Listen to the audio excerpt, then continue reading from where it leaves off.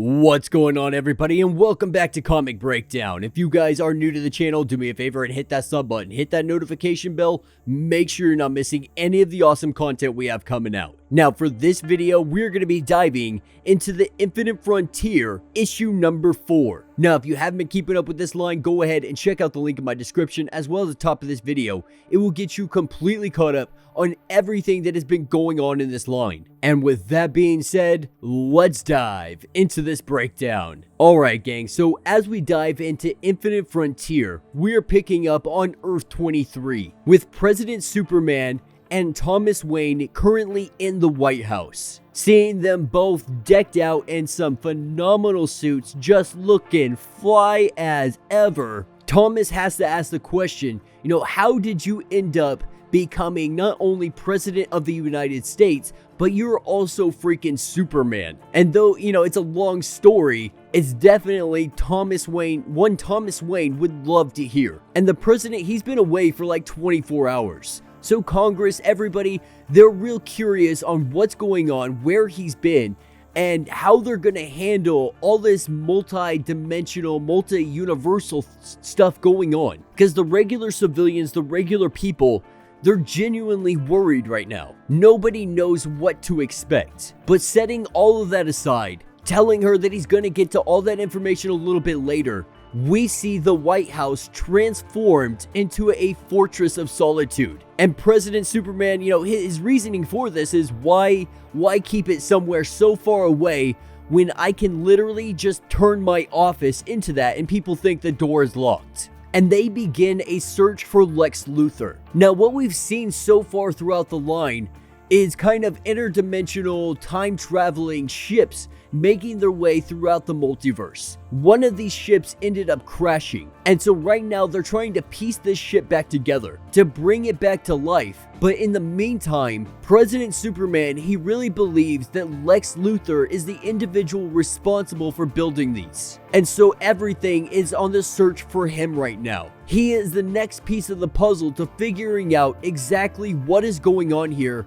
and what is happening. And it doesn't take long for them to find all of the locations where he could possibly be. Superman running out and eliminating all but one location. They now have the whereabouts of where Lex Luthor is. And so with both of them ripping their suits off, exposing Batman and Superman, they make their way to Lex Luthor. Making it to his secret hideout, they break down doors, they punch robots, but getting inside, they are very let down. Because as they get inside, the only thing they find is a corpse. They find the body of Lex Luthor, because Lex Luthor was murdered. And after looking at the walls, they can see the blueprints for the ships. So it is very obvious that Lex Luthor, he is the one that built these ships. More than likely, he built them for somebody else. And in doing this, after they were built, after the designs were made, it looks like they killed Lex Luthor. Now, we know these ships to belong to Director Bones. And that's what's going to take us to Earth Zero, because Bones is the one responsible behind all of this. And Agent Chase is having a real hard time coming to terms with everything that they are doing,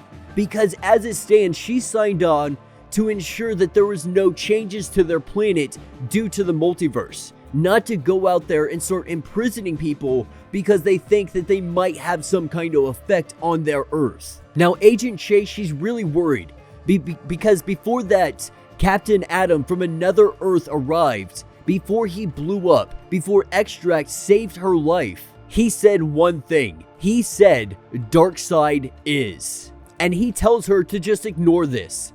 And this is when they walk into a room where they have Alan Scott and Obsidian, father and son, currently tied up, and they are freaking livid, trying to figure out where Jade is, knowing that Director Bones is responsible for something going on, something that happened to her, wanting to find her. But Bones lets them know that that is the least of their problems, because they are going to stay here imprisoned. And now these two can only hope that the Justice League make their arrival to help them, to save them and stop Director Bones from everything that he has been doing. And Bones really divulges his overall plan here to Agent Chase, letting her know that these two are going to go into a deep dark hole. And that's so they don't affect their Earth. It's all in an effort to try to protect Earth Zero. Try to protect it from all of these heroes that could have a negative effect on it. The ones that don't belong here. And with their world constantly being under attack, the most dangerous individuals come from the outside,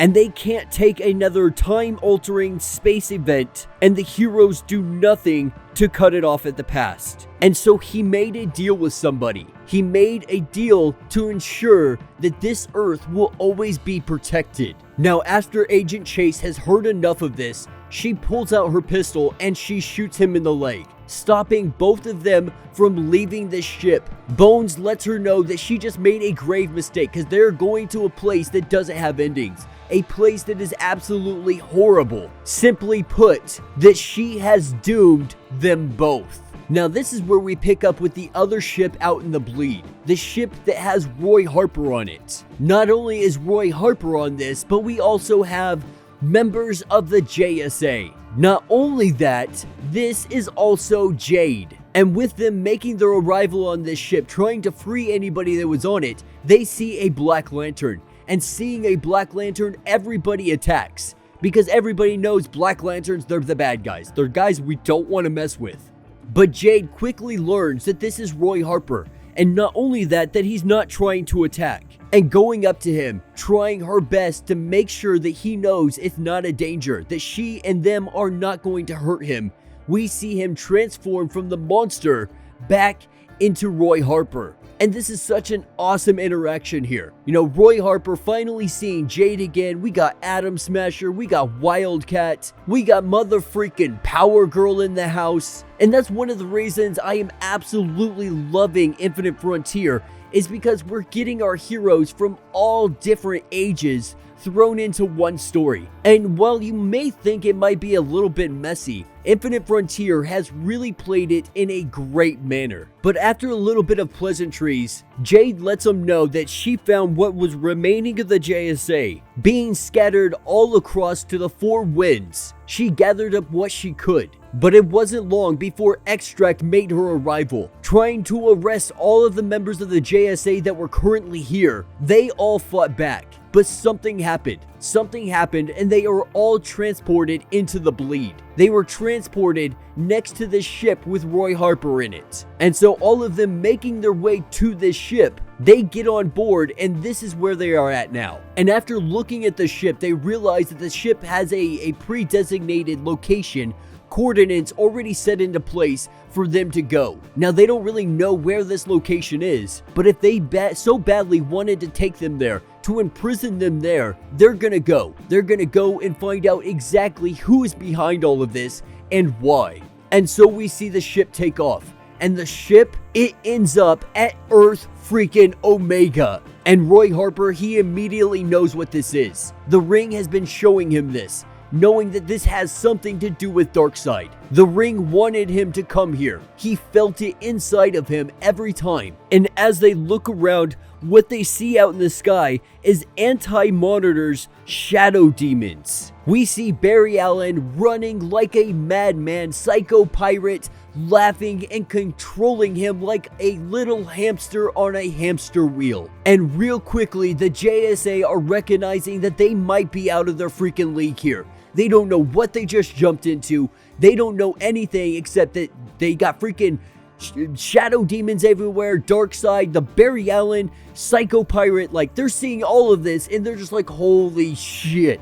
Like, we gotta get out of here, and we gotta get out of here right freaking now. But before they get the opportunity to leave, they are crashed into by the other ship. Both of them were on autopilot. Both of them brought them to the same exact location. And because of this, they crash into one another. So the ship that Director Bones is on, the Agent Chase, Extract, and the ship Roy Harper and the JSA are on just crashed into one another. Which means they are going to be stuck here stranded on Earth Omega. And a mayday goes out. It beacons out all the way to the House of Heroes. But the thing is, Harbinger, she silences the alarm. And so when President Superman and Thomas Wayne make their way back, they hear no alarm, they hear no mayday, they have no idea of what is going on. And so not knowing exactly where to go now, after finding Lex Luthor dead, they need to try to find Barry Allen.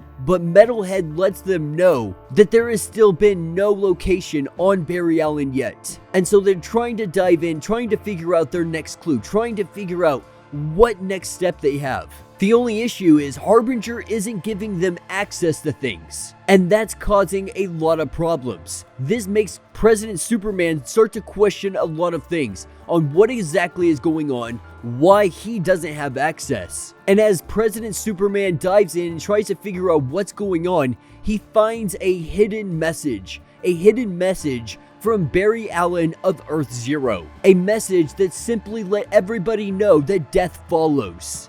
And learning of Earth Omega, he's finding out everything that is going on. As Captain Carrot makes his entrance, he tells them to initiate Injustice Incarnate, to get everybody in here and to call in the reserves, to call in Earth Zero's Justice League. They're gonna need all hands on deck if they're gonna be able to go to Earth Omega and take on whatever is going on there. But this is where we see Machine Head. I said Metalhead earlier, I think. It's definitely Machine Head. Metalhead is from Teenage Mutant Ninja Turtles. But we see Machine Head attack Thomas Wayne, sending a giant energy blast in his direction. This blast puts him down. And then he immediately turns on the rest of them. Turning on the rest of them, he blasts them as well. And he's not even sorry about this. He makes it very well known that he is not sorry. And the reason behind why he is doing this is because his Earth, Earth 8, was invaded many years ago by an alternate reality. They tried so hard to fight the war in secret, but ultimately they lost. He had lost. And for years, he had questioned how this was possible. And everything points to Earth Zero. And his goal isn't to end the multiverse. He just wants to keep all of the universes separate from one another, so one universe can't invade the other. But oddly enough, he was not the only individual that wanted this. And so individuals from all across the multiverse, they came together to create this barrier between all universes. They came together to bring down President Superman and all the members of his newfound team, to end the crossovers completely and forever. And this is where we see the birth of some injustice. And that will be the end of this issue. So let me know what you guys think down in the comments. Me personally, I didn't really know what to expect when we were diving into the Infinite Frontier. And even in the first couple issues, I thought this could be a little bit messy. This could go all over the place, but they have done such a great job of taking all of our justice teams throughout all different eras and bringing them together in one place. And as it seems, we are going to all end up on Earth Omega. It looks like this is where the fight is going to take place. Darkseid seemingly hiding out here somewhere, but we have yet to actually see him. And so I think it has lots of potential. Well, the artwork isn't necessarily my style. It's not my cup of tea. It definitely fits with using this vast network of Golden Age, Silver Age, all of these different ages of comics. It makes sense why they went with this art style. I would just much prefer a more updated version. And I really hope they do that moving forward. Something that's more modern in its art style, if you know what I mean. But yeah, let me know what you guys think down in the comments. If you have not yet, do me a favor, hit that sub button. Hit that notification bell. Make sure you're not missing any of the awesome content we have coming out. And until the next breakdown.